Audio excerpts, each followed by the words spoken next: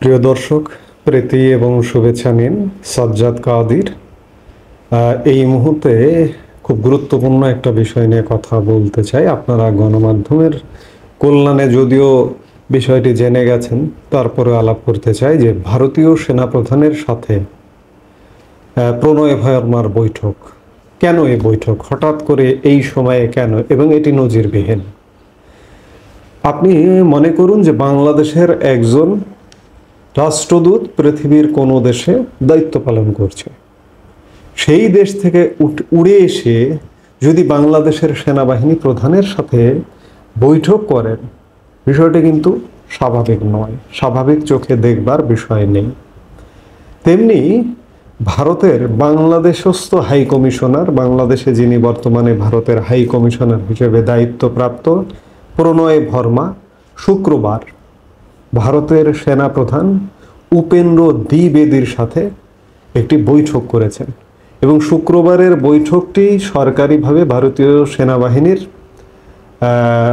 X হ্যান্ডেলেও এটি জানানো হয়েছে যে প্রণয় ভার্মা উপেন্দ্র দ্বিবেদী একটি বৈঠক হয়েছে, যেটি জানা যাচ্ছে যে দ্বিপক্ষীয় প্রতিরক্ষা ও সামরিক সহযোগিতা বাড়ানোর কৌশল নিয়ে ভারতের সেনাপ্রধান জেনারেল উপেন্দ্র দ্বিবেদীর সঙ্গে আলোচনা করেছেন বাংলাদেশে নিযুক্ত দেশটির হাই কমিশনার প্রণয় ভার্মা। আঞ্চলিক নিরাপত্তা জোরদারে যৌথ উদ্যোগের উপায় খোঁজার বিষয়টিও তাদের আলোচনায় গুরুত্ব পায়। এই বিষয়টি জানানো হয়েছে যে তাদের এক্স হ্যান্ডেলেই।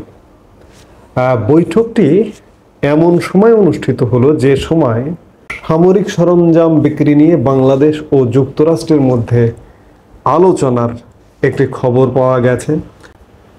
গত 24 ও 25 মার্চ মার্কিন যুক্তরাষ্ট্রের আর্মি প্যাসিফিকের deputy commander general lieutenant general Joel B Vowell Bangladesh সফরে আসেন এবং এই সফরে বাংলাদেশের সেনাবাহিনীকে মার্কিন সহযোগিতা জোরদার করবার আলাপ হয়, যৌথ সামরিক মহড়ার আলাপ হয়, একই সাথে মার্কিন অস্ত্র বিক্রির আলাপ হয়। এগুলো মার্কিন দূতাবাসের বিজ্ঞপ্তিতেও জানানো হয়েছিল। ভারতের সেনাবাহিনীর পক্ষ থেকে কি জানানো হয়েছে দেখুন এক্সে। শুক্রবার রাতে ভারতের প্রতিরক্ষা মন্ত্রণালয়ের অতিরিক্ত মহাপরিচালকের এক্স অ্যাকাউন্টে এক পোস্টে বলা হয়, COAS chief of army staff general Upendra দ্বিবেদীর সঙ্গে সাক্ষাৎ করেছেন বাংলাদেশে নিযুক্ত ভারতের হাই কমিশনার প্রণয় ভার্মা এবং তারা বিভিন্ন ভূকৌশলগত বিষয় নিয়ে আলোচনা করেন। তারা পারস্পরিক স্বার্থের বিষয়ে মত বিনিময় করেন, পাশাপাশি দ্বিপক্ষীয় প্রতিরক্ষা সহযোগিতা জোরদার, সামরিক সহযোগিতা বৃদ্ধি এবং আঞ্চলিক নিরাপত্তা জোরদারে যৌথ উদ্যোগের উপায় নিয়ে আলোচনা করেন। এটি হচ্ছে ভারত সরকার কিংবা ভারতের সেনাবাহিনীর পক্ষ থেকে তাদের এক্স হ্যান্ডেলে জানানো। বৈঠকটি স্বাভাবিকভাবে আমি দেখছি না, বিশ্লেষকরা দেখছেন না, সামরিক কূটনৈতিক বিশ্লেষকরা দেখছেন না। কারণ এই বৈঠকটি ভারতের সেনাবাহিনীর সাথে বাংলাদেশ নিয়ে কোনো কিছু করতে হলে সেখানকার পররাষ্ট্র দপ্তর আছে, পররাষ্ট্র দপ্তরের উচ্চ পর্যায়ের প্রতিনিধিরা বা সামরিক দায়িত্বপ্রাপ্ত প্রতিনিধি আছে, তারা সাক্ষাৎ করবার কথা।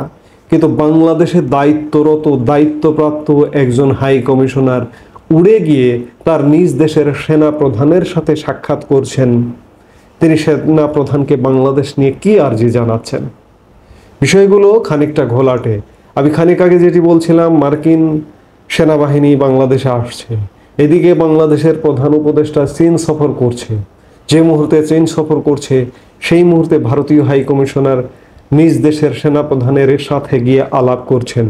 বিষয়গুলো খুব সহজভাবে দেখবার বিষয় না, কারণ এই বিষয়টিতে ব্যতিক্রম ঘটনা আছে, নজিরবিহীন ব্যাপার আছে। এমনটা সাধারণত ঘটে না, যা ঘটে না তার বাইরে গিয়ে ঘটনা আসলে কি হচ্ছে। আসলে সব কিছুই ধোঁয়াশার মধ্যে, সব কিছুই অন্ধকারের মধ্যে।